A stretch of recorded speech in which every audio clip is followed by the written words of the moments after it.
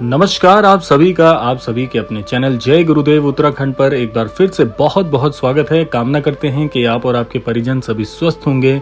इसी कामना के साथ आज के इस क्रमांक को हम आप तक लेकर आए हैं। और आज का जो ये क्रमांक है, जो महाराज जी का आज का जो सत्संग है, जिस विषय पर हमने लिया है, ये बहुत ही महत्वपूर्ण है। क्योंकि आज के इस आधुनिक युग में जहां व्यक्ति सफलता के पीछे एक दौड़ सी लगा रहा है और उस दौड़ में भी सफल होगा या नहीं, इसकी भी कोई शर्त नहीं है। लेकिन अगर आप चाहते हैं कि आप आध्यात्मिक मार्ग से ईश्वर के सानिध्य को प्राप्त करते हुए जीवन में सफलता भी अर्जित करें, पुण्य कर्म भी अर्जित करें और साथ साथ में अच्छे धन मार्ग के लिए प्रयासरत रहें, तो आज का ये वीडियो, आज का ये सत्संग बहुत ही अद्भुत आप सबके लिए होने वाला है। तो इसीलिए क्रमांक के साथ में बने रहिएगा।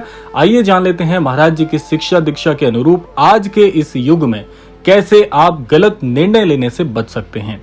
क्योंकि हर व्यक्ति को हार और जीत दिलाने वाले उसके निर्णय ही होते हैं। समय तो परस्पर एक धारा की तरह बह ही रहा है, लेकिन उस धारा में हम किस ओर जाकर खड़े होंगे, ये हमारे निर्णय ही तय करते हैं। तो महाराज जी आज के इस क्रमांक में आपको बताना चाहते हैं उनके संदेश अनुसार कि हम एक ऐसे विषय पर चिंतन करेंगे जो हर व्यक्ति के जीवन से जुड़ा है। विषय है कैसे आज का मनुष्य गलत फैसले लेकर स्वयं अपने जीवन को दुख, अशांति और भटकाव में डाल सकता है। और ज्यादातर लोग इसी परेशानी से जूझते हैं कि हमारे द्वारा लिए गए फैसले हमारे साथ खड़े नहीं होते। जो हम चाहते हैं उन फैसलों से हमें वो मिलता नहीं है। बाबा जी की शिक्षाओं के अनुरूप अगर हम इस क्रमांक पर आज के इस तथ्य पर बात करना चाहें तो बहुत ही सरल ये बात बनती है कि बाबा की शिक्षा बहुत सरल थी। वो बड़े बड़े शास्त्रों की बात कम करते थे, लेकिन जीवन का सार 2-3 वाक्यों में समझा देते थे। उनका कहना था कि सबसे प्रेम करो, सबकी सेवा करो और भगवान को याद करो, यही मूल मंत्र है। आप बहुत ज्यादा आध्यात्मिक नहीं है, जो कि आज के इस आधुनिक युग में थोड़ा सा मुश्किल काम है हर किसी के लिए।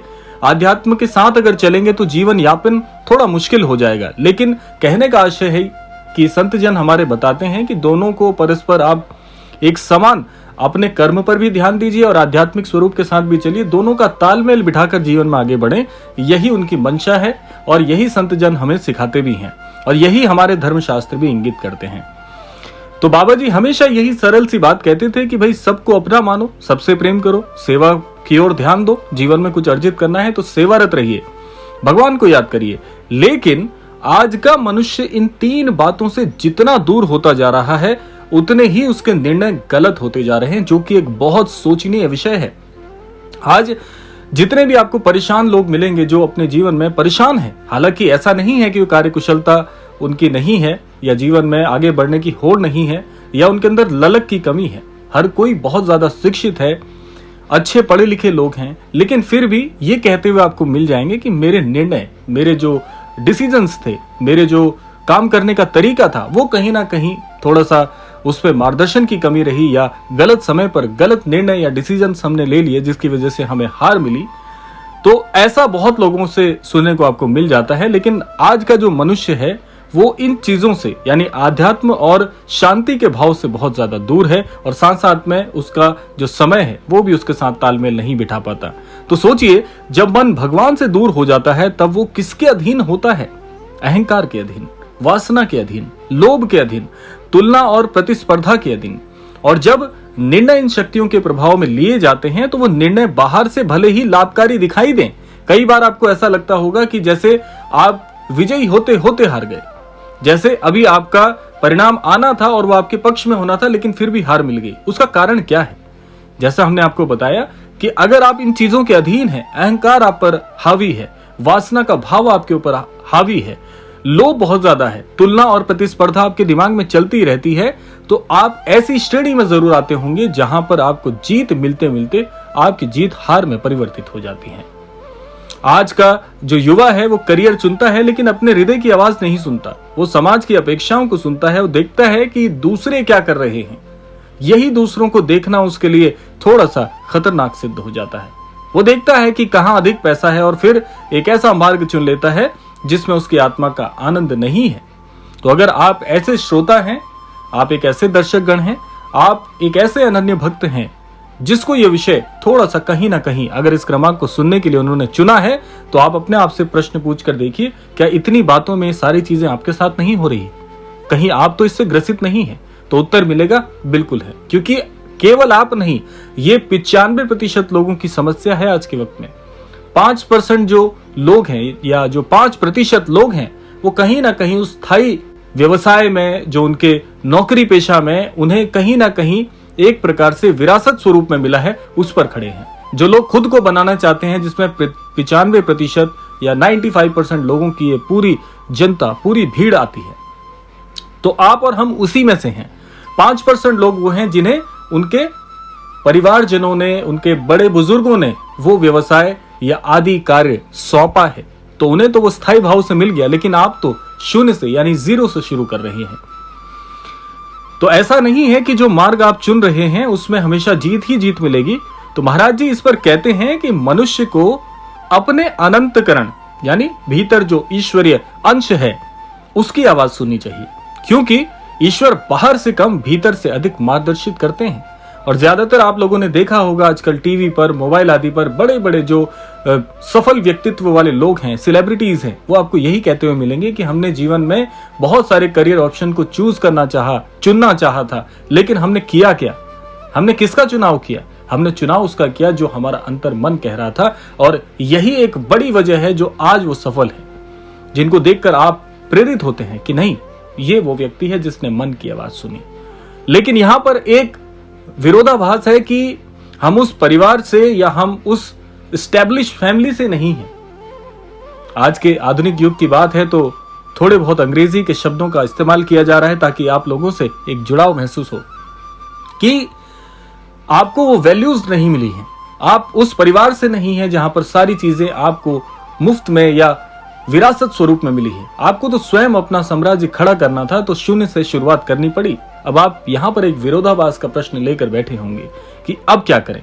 तो महाराज जी कहते हैं कि मनुष्य को हमेशा पहले अपने मन की आवाज सुननी चाहिए और उसके बाद पूरी ताकत, पूरी कार्य कुशलता, पूरी शिक्षा जो आपने अर्जित की है उसके ऊपर लगा देनी चाहिए, क्योंकि अनंतकरण की पुकार सुनकर उस पर जो व्यक्ति जोर देगा उसकी हार नहीं होगी। समय उसमें भी लग सकता है, इसकी कोई गारंटी नहीं है कि हाथों हाथ चीजें हो जाएंगी, लेकिन यहां पर आपको अपनी पूरी मेहनत और ईमानदारी उस पर झोंकने के बाद प्रतीक्षा करनी है, लेकिन इसके परिणाम हमेशा आपके पक्ष में होंगे, ये आपके विपक्ष में नहीं होगी कोई चीज। इसकी पूरी शर्तता है। तो आज कितने लोग ऐसे हैं जो लाखों रुपए कमाते हैं, धन की बात की जाए तो, क्योंकि आज धन बहुत ज्यादा एक बहुत ही प्रबल चीज है जिससे आप अपने जीवन यापन को मजबूत करते हैं, और इसमें कोई बुरी बात नहीं है। लेकिन रात्रि को चैन की नींद नहीं सो पाते, उसका कारण है क्योंकि निर्णय धन देखकर लिया गया था, धर्म देखकर नहीं। आप इसको बिल्कुल भी नजरअंदाज नहीं कर सकते। केवल धन कमाना जरूरी नहीं है, धन हमेशा धर्म के मार्ग को सुनिश्चित कर धर्म के द्वारा कमाया हुआ धन आपको हमेशा बड़ा बनाता है। धन कमाना गलत नहीं है, जैसा हमने आपको बताया। बाबा जी ने कभी संसार छोड़ने की शिक्षा नहीं दी। उन्होंने कभी नहीं कहा कि आप परिवार को छोड़कर किसी और काम में लग जाएं, लेकिन उन्होंने ये अवश्य सिखाया कि धन साधन है, साध्य नहीं। उसको आप साध्य मानने की कोशिश करेंगे तो हमेशा औंधे मुंह गिरेंगे। तो आज का दूसरा बड़ा गलत फैसला है रिश्तों में स्वार्थ का भी। ये भी बहुत बड़ी भूमिका निभाता है। बाबा जी हमेशा प्रेम की मूर्ति थे, प्रेम को उन्होंने हमेशा बढ़ावा दिया। उनके पास आने वाला हर व्यक्ति, चाहे वो कोई भी हो, यह अनुभव करता था कि उसे बिना किसी शर्त के प्रेम मिला है। लेकिन आज हम प्रेम नहीं, सौदा करते हैं। बहुत कड़वी सी बात है, लेकिन सत्य है। जब तक कोई हमारी इच्छा पूरी करता है हम उसके साथ हैं, जब वो हमारी अपेक्षाओं के अनुसार नहीं चलता हम उससे दूर हो जाते हैं। चाहे पति पत्नी के संबंध हो, माता पिता और बच्चों के संबंध हो, मित्रता हो, हर जगह अहंकार बढ़ता जा रहा है और प्रेम घटता जा रहा है। एक छोटी सी बात पर लोग वर्षों तक बात नहीं करते एक दूसरे से। एक छोटी सी गलती पर रिश्ते तोड़ दिए जाते हैं। बाबा जी कहते थे कि क्षमा में बहुत बड़ी शक्ति है, क्यों नहीं अपनाते उसको आप? क्यों क्षमा के भाव को आपने हीन कर दिया? क्यों क्षमा के भाव को हृदय से बाहर निकाल कर फेंक दिया? जो व्यक्ति क्षमा नहीं कर पाता या क्षमा नहीं कर सकता वो कभी शांति प्राप्त कर ही नहीं सकता, क्योंकि शांति का भाव क्षमा से होकर गुजरता है। आज कितने घर केवल इसीलिए टूट रहे हैं क्योंकि किसी ने झुकना स्वीकार नहीं किया। हर कोई अपने अपने अहम में, अहंकार में जुड़ा हुआ है, कोई नीचे नहीं होना चाहता। अगर एक पक्ष एक के अहंकार को सहन कर कर स्वयं थोड़ा सा झुक जाए तो कई घर टूटने से बच जाए, लेकिन ऐसा होता नहीं प्राय।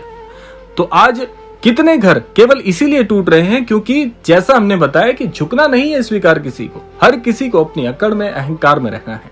लेकिन याद रखने योग्य बात है कि जो झुकता है वो हारता नहीं बल्कि ईश्वर की कृपा के योग्य बनता है।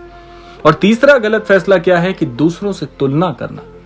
आज सोशल मीडिया ने तुलना की आग को और बढ़ा दिया है। किसी के पास बड़ी गाड़ी है, किसी के पास बड़ा घर है, किसी के पास प्रसिद्धि है, और मनुष्य अपने जीवन को भूलकर दूसरों के जीवन को देखने लगता है और फिर वही तुच्छ सा तुलना का भाव हृदय में जागृत हो जाता है। यह हमें सिखाया जाता है कि तुलना करो, जबकि सबसे बड़ी चीज अपने जीवन को अगर खराब करना है, अपने जीवन को गर्त में डालना है, तो आप तुलना करना बैठ जाइए। आप देखना आपका जीवन कैसे पूरी तरह से अस्त व्यस्त हो जाता है। इसीलिए इस भाव को हमेशा हमारे साधु संतों ने, हमारे सनातन धर्म के धार्मिक ग्रंथों ने सिखाया है कि भाई प्रतिस्पर्धा रखिए, हृदय में रखिए, लेकिन तुलना मत करिए। प्रतिस्पर्धा का अर्थ बिल्कुल भी ये नहीं है कि शत्रुता पालने, शत्रुता नहीं पालनी है। आपने प्रतिस्पर्धा रखनी है मस्तिष्क में कि इसका भी भला हो और मेरा भी भला हो, मैं कोशिश करूंगा कि मुझे आगे बढ़ना है और आगे बढ़ना है, ऐसे मन में भाव रखिए। लेकिन उसे आप अगर शत्रुता मानकर कर रहे हैं, प्रतिस्पर्धा को शत्रुता के भाव से देख रहे हैं, तो कभी भी जीवन में सफलता नहीं मिलेगी। और मनुष्य अपने जीवन को भूलकर दूसरों के साथ अपनी जो पूरी तरह से ये तुच्छ सी भावना है, तुलना का भाव है, उसे लेकर बैठ जाता है। बाबा जी की दृष्टि में हर आत्मा अद्वितीय है। किससे तुलना करेंगे आप? जो ईश्वर का अंश आपके अंदर है वही दूसरे वाले के अंदर भी है, और यही ईश्वर का अंश हमें एक दूसरे से जोड़ता है। हम अलग थोड़ी हैं, हम किसी से भी अलग नहीं है। हर कोई अद्वितीय है, सबके अंदर ईश्वर का वास है। कैसे इसे नकार देंगे, कैसे हरा देंगे? भगवान ने किसी को किसी की नकल बनाकर नहीं भेजा। जब हम तुलना करते हैं, जब हम अपने जीवन की सुंदरता को पूरी तरह से खो देते हैं, एक गुलाब यदि कमल बनने की कोशिश करे तो वो दुखी रहेगा, और कमल यदि गुलाब बनने की कोशिश करेगा तो वो भी दुखी रहेगा, क्योंकि ईश्वर ने गुलाब को गुलाब बनाया है और कमल को कमल। दोनों की सुंदरता, दोनों का भाव, दोनों की सुगंध और दोनों का स्वरूप अलग है, तो हम कैसे तुलना करेंगे? ईश्वर ने आपको जो बनाया है उसी में आपकी पूर्णता छिपी है, आप स्वयं को पहचानिए। आज का जो चौथा गलत फैसला है जो हर व्यक्ति ले सकता है, वो है आध्यात्मिकता को टालना। ये तो सबसे बेकार काम है। लोग कहते हैं कि अभी तो जीवन जीना है, भगवान को बाद में याद करेंगे, अभी तो उम्र है। लेकिन मृत्यु ने कभी किसी को समय देकर नहीं बुलाया। बाबा जी हमेशा कहते थे कि भगवान को याद करने के लिए किसी विशेष उम्र की आवश्यकता नहीं है। जिस दिन मनुष्य ईश्वर को भूलता है उसी दिन उसके भ्रम शुरू हो जाते हैं। जब जीवन में कोई संकट आता है तब हम मंदिरों की ओर भागते हैं, लेकिन यदि भगवान हमारे जीवन का दैनिक हिस्सा बन जाएं, तो कई संकट उत्पन्न ही नहीं होंगे, बिल्कुल नहीं होंगे। प्रार्थना केवल संकट के समय की औषधि नहीं है, बल्कि जीवन को सही दिशा देने वाला वो प्रकाश है जो हमेशा हमेशा यूं ही दमकता रहेगा। यह प्रकाश आपके अंधकार को दूर करने के लिए है, और इस प्रकाश को कैसे नकार देंगे? और एक गलत निर्णय और है, अपने मन को गुरु बना लेना। मन बहुत चंचल है। ये वो मन है जो हमेशा आपसे ऐसे काम ज्यादा करवाएगा जिसके लिए आप निषिद्ध हैं। आज प्रसन्न है, कल दुखी है, आज सही लगता है, कल गलत लगता है। यदि जीवन के निर्णय केवल मन के आधार पर लिए जाएं तो व्यक्ति बार बार भटकेगा। बाबा जी कहते थे कि विवेक और भक्ति दोनों आवश्यक है। जिस निर्णय में शांति हो, करुणा हो, सत्य हो और ईश्वर की स्मृति हो, वही निर्णय सही दिशा में ले जाता है।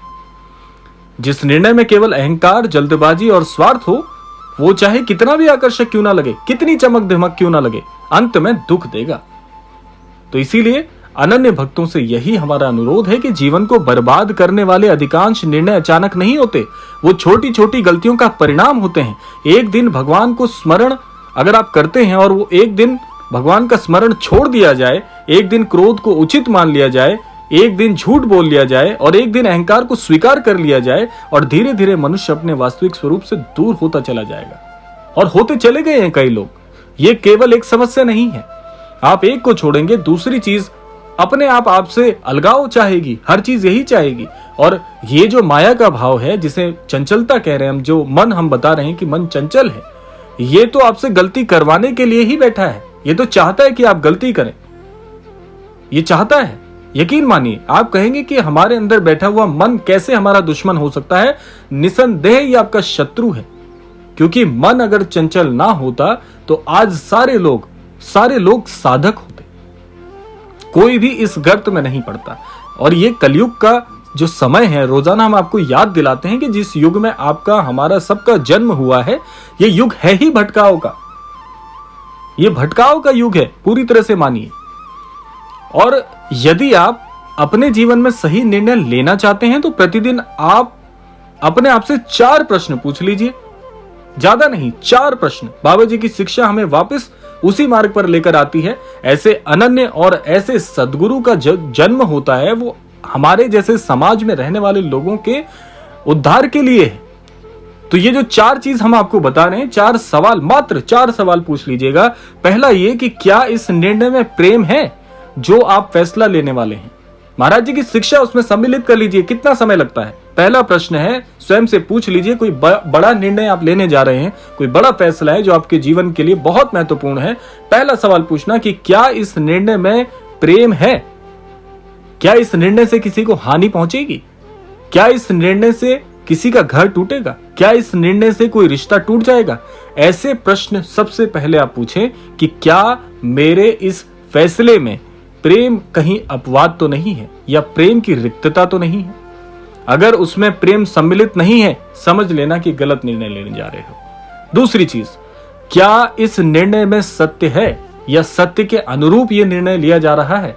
कहीं ऐसा तो नहीं कि सत्य की ही रिक्तता है, या सत्य को छुपाकर निर्णय लिया जा रहा है, या सत्य के विपरीतार्थक असत्य के साथ निर्णय लिया जा रहा है? सत्य की अगर उसमें उपलब्धता नहीं है, समझ लेना निर्णय सही नहीं होगा।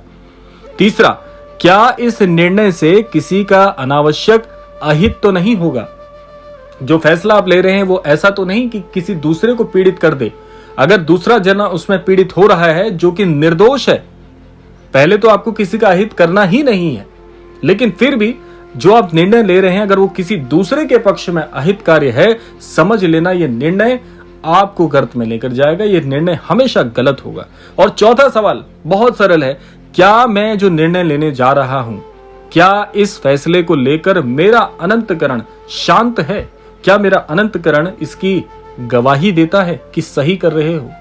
अगर ये चारों प्रश्न आपको पूरी तरह से संतोषजनक लगे, संतुष्ट करें आपको और महाराज जी की शिक्षा के अनुरूप हो, आप ये निर्णय आंख मूंद कर ले लेना। आपका निर्णय, आपका फैसला हमेशा हमेशा आपको सफलता के मार्ग पर ले जाएगा, आपकी हार कभी नहीं होगी।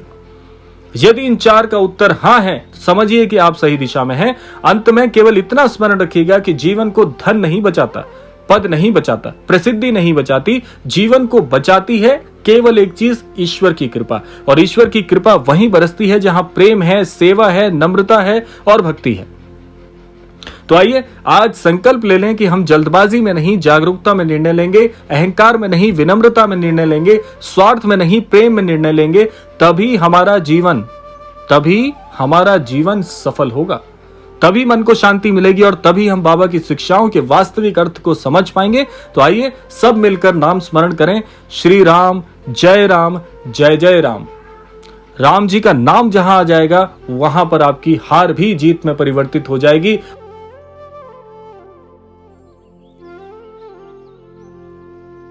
और जहां पर झूठ, असत्य, अधर्म इनके साथ आप चले गए, समझ लेना मार्ग से हट चुके हो, जीवन में हार ही हार होनी है। ये चीज लिखकर आप ले सकते हैं। तो बाबा जी की कृपा सब पर बनी रहे। आज के इस सत्संग को यहीं पर विराम देते हैं। आशा करते हैं आज का इस सत्संग हमारा सभी के लिए सार्थक होगा। आप सभी इससे जरूर शिक्षित होंगे और अन्यत्र लोगों तक भी ये ज्ञान पहुंचाएंगे। इसी कामना के साथ विदा लेते हैं, मिलते हैं अगले क्रमांक में। तब तक के लिए जय श्री राम, जय गुरुदेव, जय उत्तराखंड।